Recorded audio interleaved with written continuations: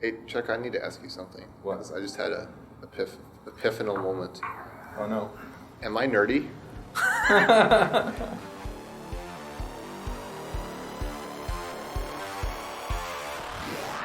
This episode is sponsored by Front-End Masters. Engineers have watched over 2 million hours of Front-End Masters videos to upgrade their skills in the latest best practices in front-end development and Node.js. Popular video courses of theirs include courses on Advanced JavaScript, Angular 2, React, API design with Node, and functional and asynchronous JavaScript. Many of their teachers have even been guests on JavaScript Jabber. Check them out at frontendmasters.com. Hey everybody, and welcome to the JavaScript Jabber Show. This week on our panel we have AJ O'Neill. Yo, coming at you live with the only sane person left in the JavaScript community on our show today, Mads Kristensen. Hello. I'm Charles Max Wood from devchat.tv. Mads, do you want to introduce yourself really quickly? Yeah, sure. I'm a program manager on the Visual Studio Web team, responsible for the web tooling that all Visual Studio's users love and enjoy every day, hopefully. But it's sort of a broad thing. So I see the way sort of the web development has gone over the last decade. It seems like that's the only area of development that's gotten harder. It seems like you want to build an app for a phone or IoT or anything else, like that's getting easier and easier, but it seems like web development is getting harder for some reason. And so I see myself as someone that wants to make the complex things easier and the easier things automated. And so that's a tall order, but I think we're finally getting to a point where there's a light somewhere at the end of this, and we can break the trend and make web development easier again. We're not there yet, but I think we know sort of what's required. I think that's a really interesting point that you're making as far as web development getting harder. I mean, I remember we did an episode on like JavaScript tools fatigue, which was a big thing that people were talking about a few months ago. And, you know, we have all of these frameworks coming out, and they're all trying to solve specific problems that we have and make it easier to build more complicated applications. But at the same time, I definitely see where, there's so much to know, and it seems like there's something new coming out all the time. One other conversation that I had that I also want to sort of point the listener to is on Adventures in Angular in particular. We had a conversation where somebody wrote in and said something to the effect of, I run the Angular CLI tool to create a new project, and it creates all these tools and it adds all these things, and I check the directory and it has like 200,000 files in it, and a lot of that was, we discussed it because a lot of it was like in node modules and things like that, and but there was so much that it just kind of did for you that it was like, okay, I don't completely understand what I'm doing here. Like I can write my Angular and I come out with an app that works, but there are a lot of other moving pieces, and I don't know which of these I necessarily need to understand. And so it's like, okay, well, yeah. So do I need a build tool? Do I need a build system? Do I need continuous integration? Do I need jQuery anymore or not? Do I need to pick any of these other tools, and should I be using something like TypeScript or CoffeeScript or NameYourScript or whatever? And yeah, right. I totally hear what you're saying. Yeah, no, I think that the tool chain and the massive sort of introduction of new tools all the time is a big part of what makes web development harder, or at least it contributes a lot to it, I think. Like just as an example, I think 2 years ago Grunt was like the thing to use, right? And then last year, I think it was, Gulp took over. There were more downloads all of a sudden of Gulp over Grunt. And so the year 2015, that was sort of the year of Gulp, right? Mm-hmm. And now it seems Webpack is sort of taken over and like it's gaining on Gulp, right? So maybe 2016 is the year of Webpack. But then now there's Rollup, and Ember is still using Broccoli, right? There are all these task runners. They do sort of, or bundlers, and they do sort of similar things, and so it seems like no matter what you choose, you're either wrong, it's not the best tool for the job, or it's obsolete by the time you're done with your app. Right. And so Or both. And that that just demotivates a lot of people. I'm not the whole fatigue people have been talking about. I don't know if that's the right word to describe this. It's more like I would say it's more like a fear of doing the wrong thing, a fear of not knowing what you think you're supposed to know as, let's say, a front-end developer, right? And you always feel like you're not good enough. And I think that's what all these tools and all this hype and this rapid introduction of new frameworks and tools they do to people. And I don't think it's helpful. I don't think it's necessary. It's not like we're building apps today that using the latest tool, like that's only the latest Ember or the latest Angular can do. Like those same apps we could build like 5 years ago without any of those tools. Well, and also 5 years ago, if you were using, there was only really one framework. It was just jQuery, and that's not even a framework. It's an API wrapper to make it more JavaScript. You take something that's less JavaScript, the DOM, you make it more JavaScript. It uses actual JavaScript arrays and transforms things, so it's easier to work with, right? And back then, if you were using one of these tools, it was more likely to just work in more places. Whereas now, it seems like it's less likely to just work, and you have additional build tools to then recompile to make it so that it'll work in, say, Android. Right. And I think that's why the whole concept of a front-end engineer came in. 5 years ago, there was no front-end engineer. There was a front-end developer, sure. They probably also did sort of the presentation layer server-side code, right, 5-10 years ago. But now, like, all of a sudden there's a front-end engineer because it's now an engineering job to know how to do routing and all this sort of stuff that we do on the client now, as well as maintaining usually the big Node.js tool chain that we've got. And so so everything is just, there's more to the job now, basically. Yeah, and the question is for what? Like, for what did it actually give us? Like if we write a line of business app, in the enterprise, for instance, like a lot of people, like let's say an expense report app, just canonical example.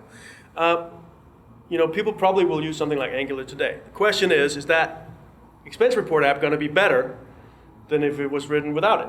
I don't know. I have a feeling that the end result might be exactly the same for the user's point of view, right? From the user's point of view, I think that's fair. One thing that I've seen though, and I'll admit that I'm a big fan of Angular. One of my other podcasts is about Angular. But one of the things that I've seen is that the developer experience, in my opinion, with Angular is much better. And it's kind of the argument that I put out there for frameworks in general. Yes, you could build it in just JavaScript, but Angular gives you a framework, and Ember, React, React has some frameworks on top of it that do the same thing. But essentially they tell you where the code needs to live and give you ways of thinking about the problems so that you can frame them easily and not make as many decisions as you would have to make. Now that means also that the framework is not the right answer for everything because, its opinions may not fit certain problem sets. But the flip side of it is that I don't have to decide on a whole bunch of things, and I get a whole bunch of common tools that other developers are using, and I can move ahead and I can solve those problems in a well-defined way. Right, I agree with you.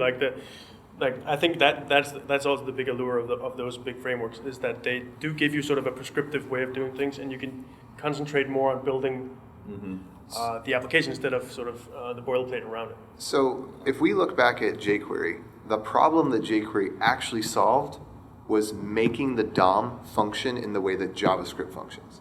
When I see things like React and Angular, if you ignore all the framework parts, the problem that they're actually trying to solve to me seems to be a very important problem, which is giving scope to HTML so that you can have a class that has a defined scope with variables and parameters that exist only in that scope. So I think the problem that we're trying to solve with those is a real problem, but the problems we end up solving in addition to those are more imaginary ones that like you could solve them in other ways just as well. But the scope in HTML, that is a real problem that developers really need a solution for. Right. I think there's a lot of benefits of using the right application framework for the right application, right? Mm-hmm. Be it Angular, Ember, whatever it might be. Right. But there's also a cost associated with it, right? And the cost could be, let's say in terms of like Angular, just as an example. The cost could be that we have, you have to use TypeScript. And You don't have With to Angular 2. Well, sure. You do with until they get docs for JavaScript. Right. So, well, anyway, so that's the sort of the happy path, right? Yes, The yeah, prescribed, I'll grant you that. Right. So use TypeScript, and then there's this tool chain based on Node.js and npm. I think it's Webpack, right? So you're opting into like a tool chain. Like let's say Yes. if we go back to the jQuery example, you just put jQuery.js in your project, and that is it. Done. There's no build tools needed. There's no nothing needed here. Right. And if you needed extra functionality on top of that, then you would just Get a plugin. Yeah, you just pull that plugin in. Right. So we're going in a way where it used to be simple. It used to be very simple, but sort of limited maybe in it didn't do the scoping. It didn't do sort of the prescriptive application model of what Angular does. But the cost is like too high for a lot of people. Right? They don't want to. Why do they want to put tools in their project? Like I understand. So are we why, talking cognitive cost? Or are we talking, because you say cost, Right. but define that a little better. Yeah. So yeah, maybe a cognitive cost. That would be a good way to say it. Like it's a new thing you have to learn. So if you're new to Webpack, if you're new to Node.js, like you need to install a lot of things. You need to understand what's going on. You need basic understanding of Node.js, but probably not that much actually. If you go in with like let's say Webpack.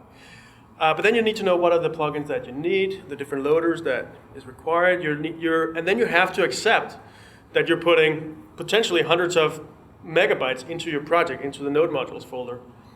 And that's a real cost too, because Right. drives are getting, and I mean as developers we can afford to pay the $1,000 to get a reasonably sized solid state, but what computers are selling with, when you go to the store, those gigabytes add up pretty quickly. Sure. In the development folder. And it's also just for people, a lot of developers, they're sort of, they want to keep things nice and neat. And if they think that, here's a node underscore module, I want to call it something else. Well, first of all, you can't. It has to have that name, right? So, I don't use underscores in my naming convention, so that annoys me. Also, 200,000 files or whatever, right? In my node, like that bothers me too. I'm not going to check it into source control, but I need to learn that I shouldn't do that, right? So there's just so many things to And if you work with understand. other people, if you are not the sole one-person developer, and Right. you work with other people, and somebody checks in those folders, the Bower folder, the Node Yes. modules folder. And it will happen, I'm sure. Oh, it does. Yeah. It does. Because I mean, like I am not a pretty pixels person. I'm a code and algorithms person, and so I am always working with someone else. Even in my current situation, I'm the only coder in the company I'm co-founding, but my partner, he does pixels. So he will do CSS and HTML, and he will check that crap in, and then it's like I gotta wait. I mean, sometimes I went to visit family. They have a nice house that's secluded, and they have satellite internet. And I went over their bandwidth limits, get cloning dependency stuff. And you don't think about this because you think, oh, well, everybody lives in San Francisco. Like, everyone must live there, but some people don't. Yeah. Most people don't. Right. Yeah, and I think because who drives the conversation today, right? It's bloggers on medium.com that gets link shared to Hacker News, and so it's a certain type of people that sort of drive the conversation, and on Twitter and so on. Yeah, but I'm going to be one of those types of people real quick and interrupt you because, we're talking about things like the node modules folder. I mean, I never look at it unless I have a problem anyway. Right. And, and I don't check it in, so that doesn't cause me issues. And so, to some degree, if you follow a couple of good rules, it may not bother you. Right. And so I personally agree with you. Like, I don't mind the node modules folder. I don't. Right. I don't look at it. I actually hide it, so I don't actually see it unless I Right. look in Windows Explorer. But I don't see it in Visual Studio. And so I personally agree with you. But when I build web tools for in Visual Studio or outside Visual Studio for that matter, I don't do it just for myself. Right.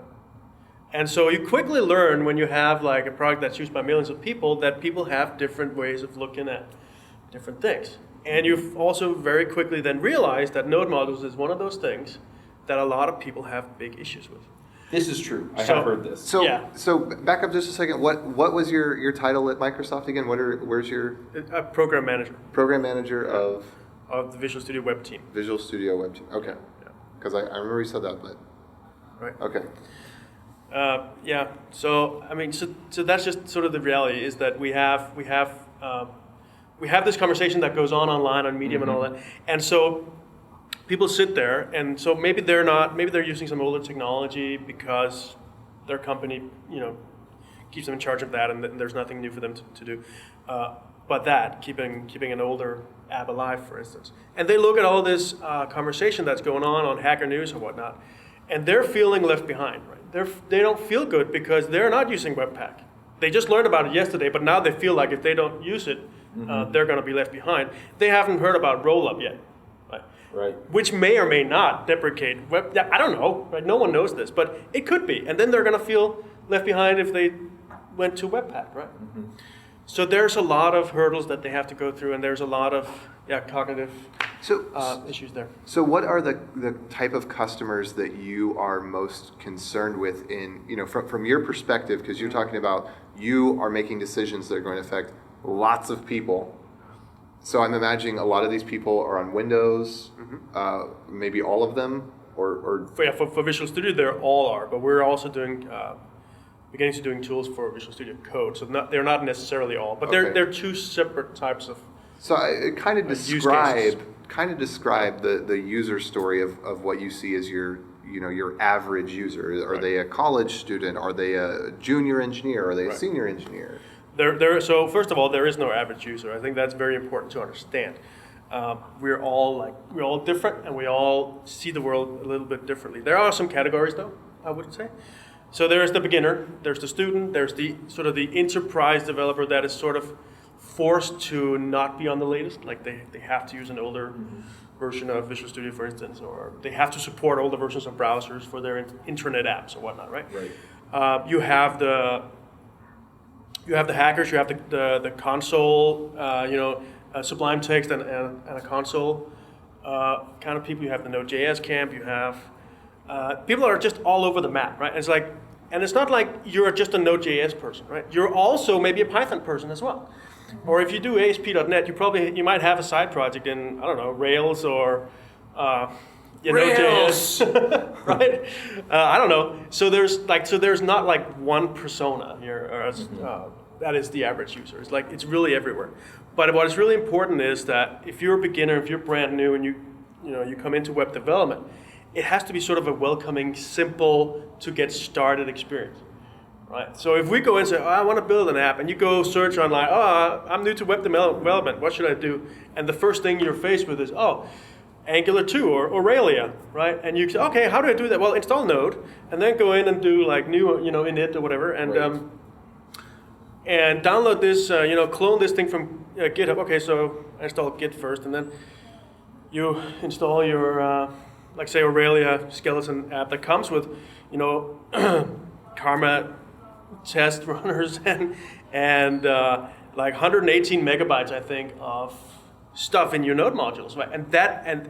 And if we give them this as a beginner, like they're not gonna know what to do here. Like this is just way beyond what they can do, right? So as a Mac user, like that really doesn't, what you're describing, like the words you're using sound daunting, but when I think of my experience, I go on the site, I double click, and it works. Are you a beginner? No. Right. Okay. So imagine you come out of high school or college or whatever, right? And you haven't really written anything. Maybe you are not even like trained in any computer science degree or anything like that. You're just hobby or whatever. Like I want to make sure that the tools we built, serves the beginner that's a hobby person that just wants to play around and see what they can do, build a website for their local soccer club or whatever, right? I want to make sure it works for them. And I want to make sure that they can grow in the tooling all the way up to be the most professional, front-end developer in the world, basically. So take them on that whole journey, right? But anywhere you are on that spectrum of like absolute beginner to absolute professional, Like, it has to be something that works for you, no matter where you fit in there. And that's a huge challenge because Visual Studio is a very rich tool. It has a lot of different features. And so the more prolific you get, the better you become at front-end development, the more control you want of your tools. Right? So how do you then tool something that works for both the beginner and the super advanced user, but give them the freedom to choose individual pieces that they want, all this sort of stuff? That's very, very challenging. One other thing that I'll just pile on with is that if we simplify things down to the point where the beginners can kind of just get in and get it, then you have a tool that's simple enough for everybody else too. Like that kind of simplicity when we're talking about, you know, the JavaScript tools fatigue or some of the other things that we've talked about, you know, having a simple tool that just does its thing is actually pretty nice for the professionals as well. Right. And you know, and then if there are options that you want to add in and say, look, you can tweak it like this, then great. But yeah, just the simple, okay, I'm not going to care about CSS right now, so I'm just going to use the compiler tool for that. Right. You know, and it just works. Right. Then great. And then I can go and I can fiddle with Grunt or Gulp or Webpack to my heart's content till I have what I want out of that. Yeah. So years ago, we did a show on accessibility, and you just said something that was like very similar to what he said. If you make an app, or in this case a tool, accessible to one group of people, you tend to make it accessible to all groups of people. If you make an app that works better for people that are colorblind, it will also generally work better for people who aren't colorblind. Yeah. If we make tools that are simpler for beginners, then in theory they'll also be simpler for experts. Right. So I guess my question is, you know, 'cause seeing that we have people on all these different ends of the spectrum, we have people at the beginner stage, we have people who are figuring out how to build JavaScript into WebAssembly and do all this wild, crazy stuff, and they've got all this interesting tooling and other things going on. You know, how do we create a JavaScript environment then that is approachable by everybody and that doesn't have some of these issues where there's a new tool of the day next week? Right. I wish I knew the answer to that. I think there are different aspects that we can do. I think Aurelia actually the Aurelia framework did a really interesting thing. So they have, just like Angular 2, they have the happy path, which is sort of this, you know, TypeScript and the Node, you know, Webpack toolchain, Node.js and all that sort of stuff. We've had Rob on the show before, so. Right. Okay. So, or as a new thing they did was, here's Aurelia.js. Just include it on your page and start coding up Aurelia. Right. There's no tools needed here. It's sort of plug and play. So you can get started with Aurelia really quick. That's actually really and get cool. to know it and learn about it, and then say, okay, I'm my app is now growing, whatever. I now want to grow my tool chain too to do the proper tree shaking and whatnot, right? And so you can do that afterwards. But the Aurelia modules and all that stuff you build are the same. So I think that's a really interesting approach, and that's definitely like sort That's of like maybe the more jQuery beginner. thing that we talked about earlier. Yeah, it has that sort You of. drop it into the page and then build your stuff. Yeah, so I really like that. And I think a lot of the tools that we use and primarily from the Node.js toolchain, like whether it be Gulp or Webpack loaders or whatever, Gulp tasks, stuff like optimizing images, is something that I think, well, people put that in their project as a dev dependency, but how often do you actually have to optimize images? It's important that you do it. It's really important that you do it, But how often do you get new images? Like, do you do it every time you do a CI build? Like, why spend time on that? Why not just do it when the images come in, or every now and again? So you just have a So I would just say, diffing tool or something on there. well, yeah, you could do it. You could do it either as I would say install it as a global module. Just do it on your dev box. Like, why put that in your project? I'm fine with people that That's does fair. that. But you could just do a global install, do other tools, right? There are Visual Studio extensions, for instance. Now we're talking about Visual Studio, that can do that too. So you basically just hit a keyboard shortcut or right-click on your project or the individual image and say optimize image. Right? Choose between lossless and lossy, and you're good to go. And with the latest softly and encoding and all this sort of stuff. So that's great. But so there is this. We tend to just shove everything into the project as dev dependencies, and I think the only thing that really belongs there are compilers. right? So whether it be Babel, Less, Sass, So TypeScript, like that's great. That you want to keep that version to your project so that every developer has the same. That makes absolutely perfect sense. But I think a lot of the other tools that we use, there are better approaches, and that just simplifies things as well. Because you may not use the Node.js toolchain, but you're searching online for, hey, how do I optimize images? And you go to, npm install into your project. And so you think, okay, now I need to have that. But maybe you don't. Maybe there's a different way to get the same result in a much simpler way. So I've got a question about it. Obviously, the community is just nuts about build tools.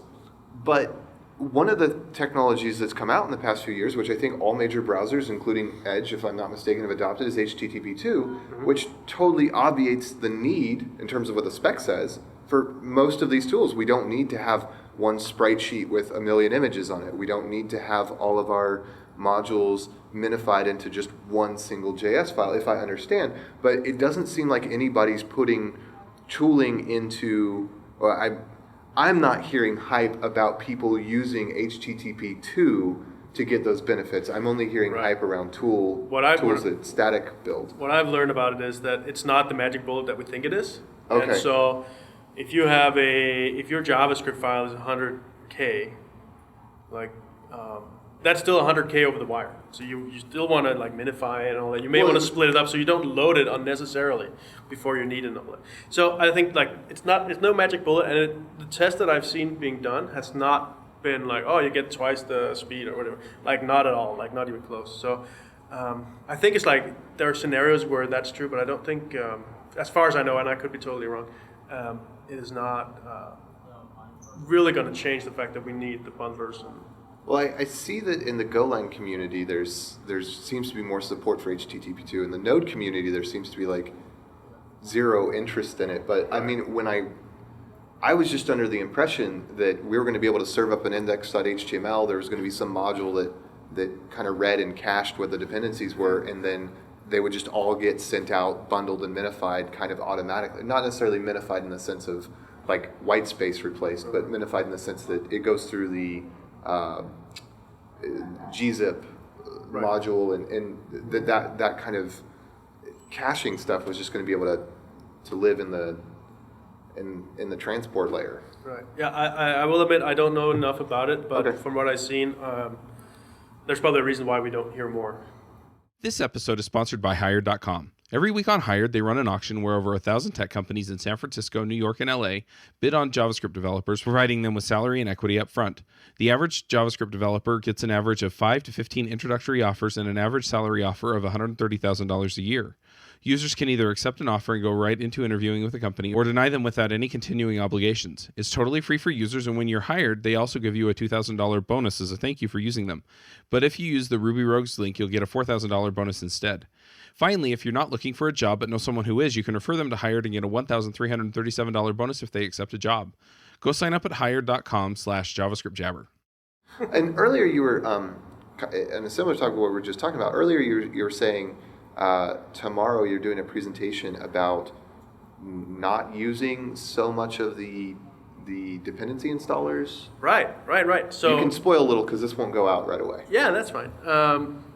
So it's a package management issue that I think we've got. If you look at the package managers that are out there, right, and it doesn't matter which one, npm, Bower, in the .NET world we have NuGet, but they're, let's take the front end ones, right? So you have Bower and npm. They have a couple of problems that kind of is very similar to what we talked about earlier, in that if I install let's say jQuery, let's just take that as an example. I install jQuery using npm. It gets put into my node modules folder, and I get 150 files, right? I just want jQuery mint.js. I don't care about anything else. I don't even want the .map file, because you know what? I'm not even gonna debug jQuery, right? I just want jQuery mint.js. Well, you sound like me, because that's exactly it, right? It's I just want the thing that I can put in my page. Right. Yeah, and I'm not going to debug jQuery. I'm going to go whine at somebody else and make them do it. Yes. Yeah. And so you end up with something in node modules, and your web server you're not going to publish that, right? So now you need some tool that will move it from your node modules folder into your lib folder somewhere on your web server, right? On your public path. And so now we're like on level deep. You can do that in a NPM script, so you don't need anything else. But as Right. the more you have of those, the weirder your package JSON file becomes, right? But and if anything changes, then you have to maintain the script as well as everything else. Yeah. So there's no magic bullet to this problem. Right. You still need right. So you're creating a lot of problems for yourself. Like take Bower for instance. That's a little bit better because we can actually place the Bower components folder anywhere we want. Mm-hmm. So in the case of jQuery, we actually get the exact same payload.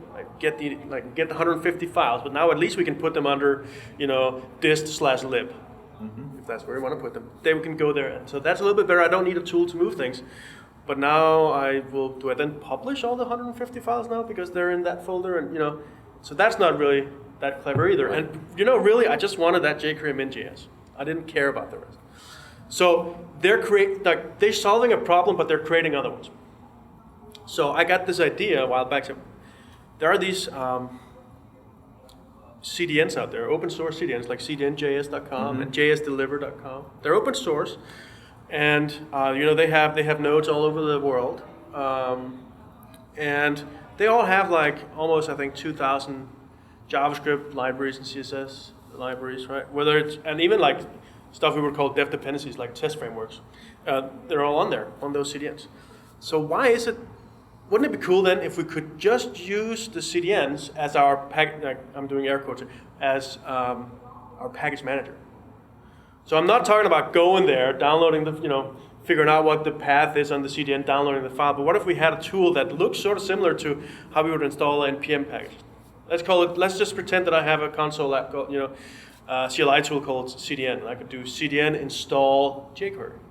And then it just opens up index.html and throws it in? And whatever path I'm in, it just puts jQuery min.js. It's smart enough so it knows it's jQuery min.js. Right? Oh, okay. But, I work in Visual Studio, so I'm like, okay, we can definitely do a command line tool, but I also want the visual thing. So you have this little button you can click. You can right-click any folder in your project, add client-side package or client-side library, whatever I call it, and it pops up a dialog. You can search, real time. You say jQuery, it will show you exactly what files the CDN has. You can see it has the slim.js, it has the min, it has the map, blah, blah, blah. So no, I just want jQuery min.js. That's actually checked by default because we know, actually the CDN.js and JSDeliver knows what the default file is. Mm-hmm. So we can just pre-check that.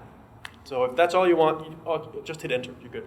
And you can get all the versions, all the way to whatever versions they have, which is all of them, that are available on the CDN. So that way we have that ultimate flexibility so that we only get what we need, and we can put it in any folder that we want, like maximum flexibility. And we can also create a manifest file. So, well, let's call it cdn.json, let's call it that, right? Mm-hmm. And we have our dependencies in there. We can just list them, and they're basically just cdn.js dependencies, right? So that means we can now restore packages. You don't have to check them into source control. We can do sort of the same stuff. The only thing we can't do with this is dependency resolution. There is no information about dependencies. And so the question is that okay? Or is it not okay? And it definitely in the case of jQuery, that's perfectly okay. There are no dependencies. Or Bootstrap. Bootstrap, okay, it depends on jQuery if you choose to use the JavaScript side of Bootstrap, right? Mm-hmm. Maybe you know that, and you install jQuery.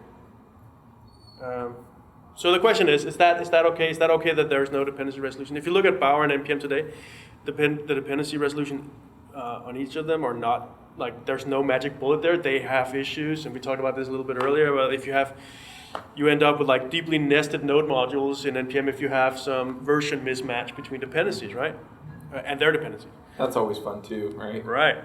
Yeah, for those of you that are still running node 0.10 or something, you definitely need to upgrade. But in the new one, they did get rid of a lot of the node modules garbage where for the most part now, it's all flat directory structure in your main project directory. So that's a huge win that I don't think a lot of people know about yet, because it's amazing. People run old versions of Node. I mean, people are still running 3-4-year-old versions of Node. Yeah, so you need NPM 3 for that. That's the one that does the flat hierarchy. Yep. And what is that, 3.10 now? Is that the version? I don't remember. But anyway, so that helps a lot. But and Bower has other issues where that's always been a flat hierarchy, and so you get warnings, and you get like, do you want to do -- force or whatever it's called to force a newer dependency or whatever. So that also that doesn't really work either, right? It gives you warnings about things, and it tells you, and it brings in stuff, but it doesn't resolve when there are conflicts. So this remains to be seen, right? We're testing it right now. We have like a couple thousand users on this prototype. And so we're seeing, so far there's been not a single report of any dependency issues, right? Or like missing support for dependency resolution. Right. So it might be fine, but the fact that it's incredibly fast, right? So there are nodes all over the world for these CDNs. So it's like, it's instant. It works completely offline too. So if you ever had a package, in this case, let's say jQuery, right? If you ever installed that on a machine before, it'll be on a cache somewhere in your user folder. And so you can, offline, it just works. Oh, that makes sense too. And you can even go so far as say, well, if I've used jQuery before, like in the background, let me just if I see there's a new version coming online on the Thank CDNs, you. let's just bring it down, right? They're so small anyway. It's not like a 150 file GitHub repo that I'm cloning. It's just a couple of files, right? And so you can imagine that we can build some heuristics that will like automatically download the latest and greatest based on your pattern, or also maybe based on, well, what are the most popular things out there? Like predict what you may want to do. Oh, so if you download jQuery, then the package manager that you're talking about in this Visual Studio plugin that you're working on would say, oh, well, people that use jQuery really, really commonly use Lightbox and some jQuery plugin. So it just goes ahead and downloads a couple of kilobytes for you while you're on a Wi-Fi connection. Exactly. And then when you're on the plane, and you go, oh, wow, I need that thing I forgot. It's already there. Yeah, but we can do way more, right? Because we know, so there is I forget the name of this project, maybe you know, there's a project out there that has basically a JSON file that lists dependent security vulnerabilities in known versions of libraries. So for instance, jQuery 1.6, I'm making this up, jQuery 1.6.4 has a known security vulnerability, right? And that's a known, and so this JSON file on GitHub describes all these things.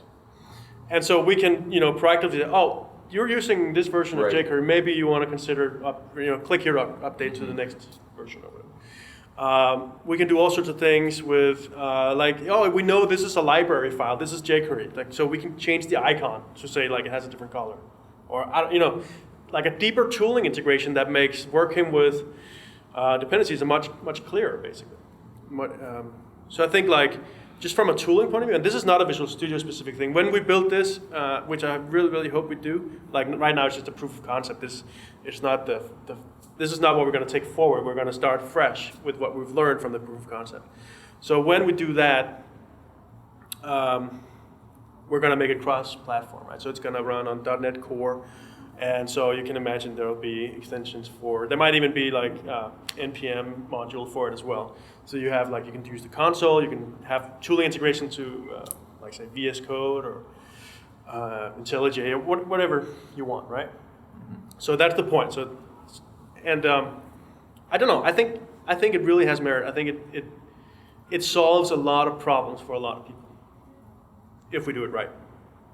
Yeah, what you're describing sounds good to me. And I just like the fact that it's not a package manager. It's like, oh, Microsoft is building a new package manager. No, it's sort of just a download client, right? That's smart.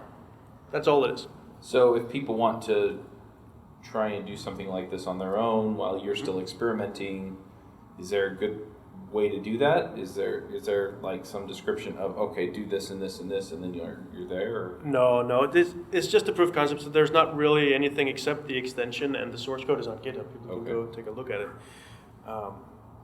So that's so another very beneficial thing. Let's say your company has some JavaScript plugins or whatever jQuery plugins that you're sort of mandated to use or whatever, and they probably have them on a share somewhere.